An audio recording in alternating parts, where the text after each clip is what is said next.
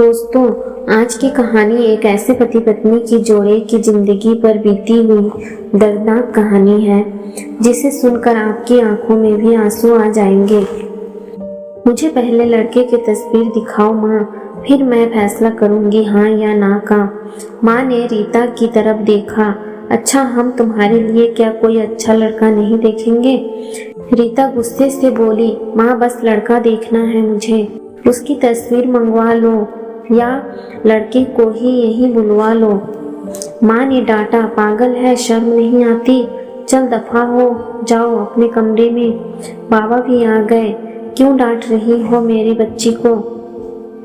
रीता बाबा के पास गई और जाकर कहने लगी, बाबा मुझे लड़का देखना है। बाबा ने मुस्कुराकर कहा, हाँ बेटी, तुम्हारी मर्जी से ही करेंगे शादी। कल मैं उसकी तस्वीर मंगवा लूँगा। लड़के का अपना होटल है, पढ़ा लिखा है, प्यारा है, लेकिन रीता को तो लड़का देखना था। लड़का तो प्यारा है। रीता ने हाँ कर दी। 10 दिनों में ही रीता की शादी हो गई। रीता का हमसफर सुशील अरेंज मैरिज थी। ना कभी मुलाकात हुई, ना कभी कोई बात, कभी एक दूसरे को मिले भी नहीं। ये ऐसा पवित्र रिश्ता होता है, दो अजनबी एक जान हो जाते हैं जो कभी जिंदगी में मिले भी ना हो, दो पल भर में एक दूसरे के जान बन जाते हैं। पहली रात थी। सुशील कमरे में आया, हाथ में आइसक्रीम पकड़ी हुई। रीता नजरें झुकाए बैठी थी। आइसक्रीम तो रीता की फेवरेट थी। सुशील को नमस्ते की। सुशील पास बैठ गया। सुशील थोड़ा सा शर्माता भी था।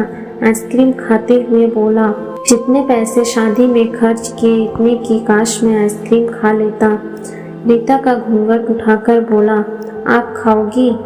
पहले तो रीता ने शर्माते हुए मना कर दिया, फिर सुशील ने प्यार से कहा, खा लो, प्यार बढ़ेगा। रीता को आइसक्रीम दी और खुद भी खाने लगा। रीता सारी आइसक्रीम खा गई। सुशील ने जब पूछा, आइसक्रीम पूरी खत्म कर दी? रीता मुस्कुराने लगी, वो तो मैं खा गई। सुशील भी मुस्कुराने लगा, बहुत कंजूस हो आप, पहले कहती नहीं खानी और अब देखो सारी की सारी खा गई हो। यह आइसक्रीम 50-50 की थी। रीता सुशील को पहली ही रात इतना तो समझ गई थी कि सुशील दिल का बहुत अच्छा है। रात भर मोहब्बत भरी बातें होती रही। जिंदगी अपनी असल मंजिल की तरफ मुड़ गई थी। वक्त गुजरने लगा। रीता के भाई की शादी थी। रीता 4 महीने की प्रेग्नेंट भी थी। रीता ने सुशील से कहा, मुझे भाई की शादी में जाना है। सुशील ने रीता के पास बैठ कर बोला, रीता, डॉक्टर ने आपको लंबी यात्रा करने में से मना किया, इसलिए मैं कोई रिस्क नहीं लेना चाहता। मैं नहीं इजाज़त दे सकता शादी में जाने की। रीता को बहुत गुस्सा आया। सुशील, पागल हो गए हो क्या? मेरे भाई की शादी है और आप कह रहे हैं कि नहीं जाना। आप मुझे कार में बैठाकर आराम से छोड़कर आ जाए। बस सुशील ने रीता का हाथ पकड़ा, मोहब्बत से फिर समझाने लगा, रीता क्यों बेकार की जिद करती हो? डॉक्टर ने यात्रा करने से मना किया है तो मैं नहीं जाने दे सकता तुमको। तुम लापरवाह हो जाती हो और मैं तुमको किसी के भरोसे नहीं छोड़ सकता। इतना कहकर सुशील कमरे से बाहर चला गया। रीता रोने लगी। रीता ने अपनी माँ को फोन किया, सुशील मना कर रहा है शादी में आने के लिए। माँ ने समझाया, बेटा अगर वह कह रहा है तो मत ही आओ। लेकिन रीता की भाभी और भाई जिद करने लगे, क्यों नहीं आने दे रहा है सुशील हमारी बहन को? वह रात को आए। सुशील भी घर पर था। कहने लगे कि मेहंदी है, 3 दिन की ही बात है, रीता को लेने आए हैं। सुशील ने रीता की तरफ देखा। रीता, मैंने क्या कहा था तुमसे? रीता ने नजरें झुका ली, कमरे में चली गई। उस पर सुशील को गुस्सा तो बहुत था, लेकिन ये सब्र कर लिया। 1000 रुपए जेब से निकाले, रीता को दिए, ये कुछ पैसे रख लो, बाकी और चाहिए तो ले लेना, मैं आऊँगा कल। रीता बहुत खुश थी। सुशील ने अपने सीने से लगाया रीता को अपना ख्याल रखना। रीता शादी में चली गई। मेहंदी की रात रीता की बुआ की लड़की भी आई हुई थी। डांस भी किया, काफ़ी एंजॉय किया। बारात वाले दिन जब भाई की बारात लड़की वाले के घर पहुंची तो बारिश हो रही थी। गली में काफ़ी कीचड़ था। रीता का पाँव फिसला, गिर गई। गिरते ही उसके पेट में दर्द होने लगा। रीता जोर जोर से रोने लगी। जल्दी से रीता को अस्पताल ले गए। रीता दर्द से चिल्ला रही थी। सुशील को कॉल की, रीता के बारे में बताया। सुशील घबराया गया। वह जल्दी से अस्पताल पहुंचा। रीता को इमरजेंसी वार्ड में ले गए थे। सुशील बहुत परेशान था। दिल की धड़कनें बेकाबू थी। जुबान पर ईश्वर का जाप था। बाकी सब लोग शादी की खुशियों में मग्न थे, लेकिन यहाँ सुशील परेशान खड़ा था। कुछ देर बाद डॉक्टर कमरे से बाहर आए। उन्होंने सॉरी कहते हुए बताया, आपका बच्चा मर चुका है। सुशील बेजान सा होकर कुर्सी पर बैठ गया। भगवान से हिम्मत मांगकर जल्दी से वार्ड में गया। रीता रो रही थी। सुशील को देखकर मुंह मोड़ लिया। सुशील पास बैठ गया, सर पर हाथ फेरने लगा। अच्छा चल चुप कर मेरी सोनी, रोना मत, बंद कर, बस ऊपर वाले की मर्जी थी। रीता फूट फूट कर रोने लगी। सुशील मुझे माफ कर दे, मुझसे गलती हो गई। सुशील ने आंसुओं से भरी हुई पलकों को चूम लिया। अरे बस बस मेरी जान, रोते नहीं हैं, बस ऊपर वाले की मर्जी थी, चुप हो जाओ। रीता खुद को गुनहगार समझ रही थी, अपने बच्चे और सुशील का। सुशील समझने लगा। रीता का सर अपनी गोद में रख लिया। चुप हो जाओ, मैं तेरे पास हूँ। रीता को लेकर घर चला गया। शादी खत्म हुई, सब घर आ गए। रीता का हाल पूछने रीता खुद पर इल्जाम दे रही थी। मुझे रोका था सुशील ने माँ, लेकिन मैं जिद करती रही, शादी में जाना है। अगर मैंने उसकी बात मान ली होती तो आज शायद मैं अपना बच्चा ना खोती। सुशील समझ रहा था रीता दिल ही दिल में खुद को कसूरवार ठहरा रही है, इसलिए सुशील प्यार से समझाता रहा रीता को, अरे पागल है, खुद को परेशान ना कर, ऊपर वाले की मर्जी थी। ऊपर वाले ने चाहा तो हमें फिर से औलाद जरूर देगा। रीता सुशील की आंखों में देख रही थी। सुशील आप इतने अच्छे हैं, मुझे डांटा नहीं, आपने कुछ कहा नहीं। सुशील ने लंबी सांस ली, मुस्कुराकर बोला, जब तुमने मेरी बात मानी ही नहीं तो रीता अब कुछ कहने का क्या फायदा। रीता समझ रही थी सुशील का खामोश गुस्सा। 1 साल बाद फिर ऊपर वाले ने उसको बेटा दे दिया। सब बहुत खुश थे। सुशील बाहों में उठाकर झूमने लगा अपने बेटे को। रीता बेड पर लेटी सुशील की आंखों में बेटे की मोहब्बत में निकलते आंसू देख रही थी।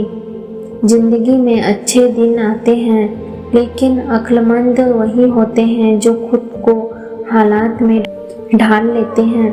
सुशील के 2 भाई जो सुशील से अमीर थे, उन दोनों भाइयों का अपना अच्छा खासा बिजनेस था, लेकिन सुशील का छोटा सा होटल था जिससे बस गुजारा हो रहा था। रीता ने जिद की, सुशील बच्चे को गर्मी लगती है इसलिए यह बहुत रोता है, मुझे कमरे में एसी लगवा कर दें। सुशील ने सिर पर हाथ रखा, अरे रीता पागल हो गई हो क्या, मेरे पास नहीं है इतने पैसे एसी के लिए।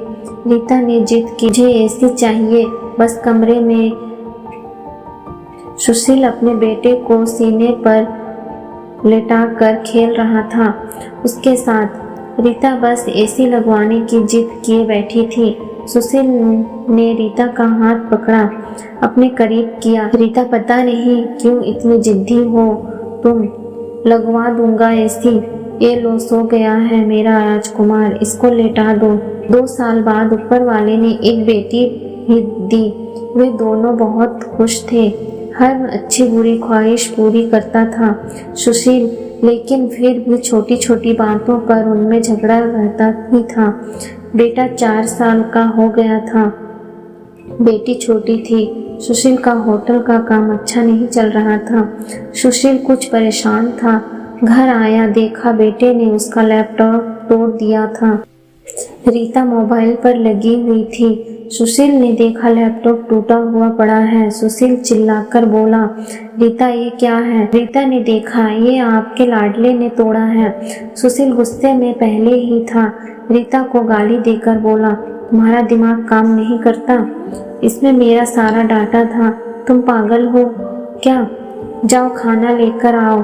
रीता गुस्से में बोली, सुशील मैं नौकरानी नहीं हूँ, सारा दिन बच्चों को संभालूं और फिर तुम मुझे गाली दो। सारा दिन इतना काम करो और कदर इतनी सी है, गाली दे रहे हो। रीता खाना लेकर आई। बैगन बने हुए थे। सुशील ने बैगन देखा, चिल्लाकर बोला, तुम्हारा दिमाग खराब है? तुमको कितनी बार समझाया है मैं बैगन नहीं खाता। सुशील ने खाना उठाकर फेंक दिया, उठकर बाहर चला गया। इतने में बेटे ने कांच का गिलास तोड़ दिया, जो हाथ पर लग गया। काफी खून बहने लगा था हाथ से। रीता ने बेटे को 1-2 थप्पड़ लगा दिए। बहुत तंग आ गई हूँ मैं तुम बाप बेटे से। बेटे को उठाकर कमरे में ले गई। रो रही थी, साथ ही उसे मैं बोल रही थी, 5 साल हो गए इस इंसान के साथ, बड़ी कदर ही नहीं। बेटे के जख्म पर मरहम लगाने लगी। इतने में बेटी भूख से रोने लगी। बेटी को गोद में उठाया। इस इंसान की ऐसी हरकतें रही तो गुजारा मुश्किल हो जाएगा। रात भर सुशील गायब रहा। रीता ने भी फोन करके ना पूछा। रीता ने अपनी माँ को बताया, सुशील आजकल ना खर्चा दे रहा है, ना अच्छे से बात करता है, गालियाँ देता है। माँ ने कहा, अच्छा हम करते हैं बात उससे। सुशील को महसूस हुआ उसने अच्छा नहीं किया रीता के साथ। आज घर जाकर रीता को सॉरी कहूँगा। घर आया, देखा घर में रीता के माँ बाप चाचा सब आकर बैठे हुए थे। सुशील ने रीता की तरफ देखा। रीता खामोश रही, नमस्ते किया। उसके बाद बात तो शुरू हो गई। माँ चिल्ला कर बोली, क्यों बेटा तुम खर्चा नहीं देते हो रीता को, क्यों गालियाँ देते हो? सुशील को बहुत गुस्सा आया। घर की बात ही हम दोनों सुलझा लेते। सुशील ने गुस्से से कहा, इसको सब कुछ देता हूँ, ये बस तमाशा लगाना चाहती है। रीता भी गुस्सा थी, वह भी गुस्से में बोली, क्या देते हैं? वो महीने में 10,000 देते हो, जिसका दोनों बच्चों का दूध भी पूरा नहीं होता। एहसान करते हो मुझ पर, तुम्हारे बच्चों पर खर्च करती हूँ। बहस इतनी बढ़ गई कि सबके सामने सुशील ने रीता को थप्पड़ मार दिया। रीता की माँ को बर्दाश्त नहीं हुआ, वह अपनी बेटी को साथ ले गई, दोनों बच्चे भी साथ ले गई। सुशील ने भी ना रोका उन्हें। रीता नाराज होकर चली गई। रीता को थप्पड़ ज्यादा जोर का लगा था, निशान बन गया था चेहरे पर। माँ भी रोने लगी। ना जाने पहले भी कितना जुल्म करता होगा मेरी बेटी पर, कमीना इंसान। सुशील पहले से ही अपने होटल की वजह से परेशान था, काम ना होने की वजह से, और अब ये परेशानी बन गई। रीता मायके में थी, सुशील यहाँ था, घर में परेशान था। हालात इतने खराब हो गए, सुशील को अपना होटल बेचना पड़ा। 2 महीने गुजर गए। दोनों ने एक दूसरे से बात तक ना की। दोनों गुस्से में थे। सुशील कहता, खुद गई है, खुद वापस आए। रीता की अकड़ थी, मनाने आएगा तो जाऊंगी। दिन गुजरते गए, 8 महीने गुजर गई, कोई बातचीत नहीं हुई। सुशील के एक दोस्त ने सुशील से कहा, विदेश जाना है तो बताओ, मेरे पास एक ही वीजा है। हालात काफी बुरे थे। सुशील विदेश चला गया, नंबर बंद हो गया। 1 साल गुजर गया। दोनों ने कोई बात ना की एक दूसरे के साथ। रीता भाई से खर्चा लेती, बच्चों के दूध का या फिर दूसरे जरूरी सामान का। भाई कब तक दे सकते थे खर्चा, उनके भी अपने बच्चे थे। कभी रीता के बच्चे कोई नुकसान कर देते, कोई चीज तोड़ देते तो रीता की भाभी हजारों बातें करती, ताने देती थी। रीता चुपचाप सुन लेती थी, क्या करती, आखिर किसी को कुछ बताती भी ना थी। दीपावली का दिन था। रीता ने भाई से कहा, पैसे दे दो, बच्चों को शॉपिंग करवानी है। भाभी पास से बोली, बहन साफ सी बात है, हमारे पास फालतू के पैसे नहीं हैं। उसी इंसान के साथ गुजारा नहीं तो तलाक देकर किसी दूसरे से शादी कर लो, जाओ यहाँ से। रीता उस दिन बहुत रोई थी। उसे एहसास होने लगा था, सुशील तो मेरे सर का ताज है। सुशील दुबई में बच्चों को याद कर बहुत रोता था। रीता पागल, बात कुछ भी थी नहीं, और तूने यह क्या कर दिया। उधर रीता के भाई ने रीता के लिए एक आदमी देखा जिसकी पत्नी की मृत्यु हो चुकी थी, 4 बच्चे थे।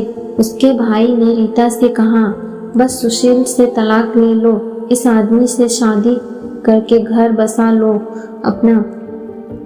रीता की आंखें भीग गई थी आंसुओं से। जल्दी से मोबाइल निकाला, सुशील को फोन लगाया, नंबर बंद आ रहा था। रीता रोने लगी, मुझे सुशील के पास ही जाना है, मुझे कोई शादी नहीं करनी किसी से। उधर सुशील का भी दिल तड़पा। उसने सोचा, मेरी रीता तो मासूम है, थोड़े से गुस्से पर नाराज हो जाती है ना, खुद ही माफी मांग लूंगा अपनी जान से। वह टिकट करवाकर हिंदुस्तान वापस आ गया।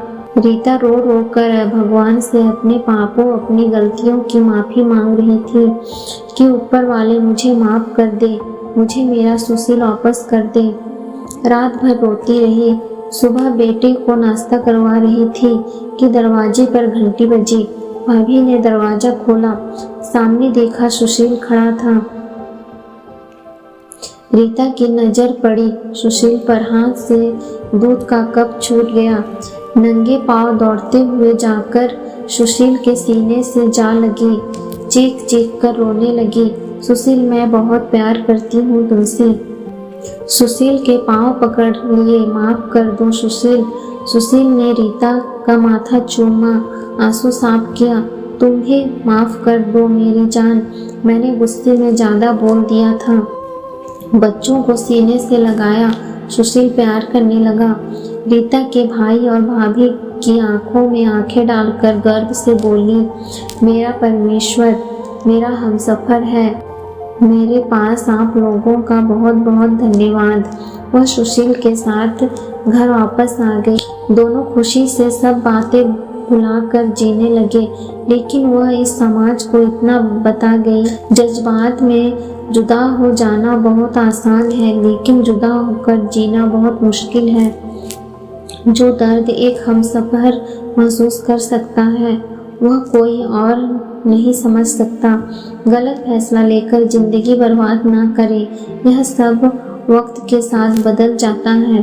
हाँ, अगर नहीं बदलता तो हमसफर, अगर कोई नाराज है या घमंड में है तो जाओ मना लो, राजी कर लो एक दूसरे को, इससे पहले कि फिर देर हो जाए। अगर मेरी कहानी किसी एक के भी दिल में घर कर गई तो मेरा मकसद पूरा हो जाएगा। आजकल छोटी छोटी बातों पर घर उजड़ रहे हैं, अगर थोड़ी बर्दाश्त कर ले तो ऐसा घर ना उजड़ेगा। दोस्तों, मेरी यह कहानी आपको कैसी लगी? अच्छी लगी तो प्लीज़ इस चैनल को लाइक और सब्सक्राइब जरूर करें। पूरी कहानी सुनने के लिए आपका बहुत बहुत धन्यवाद।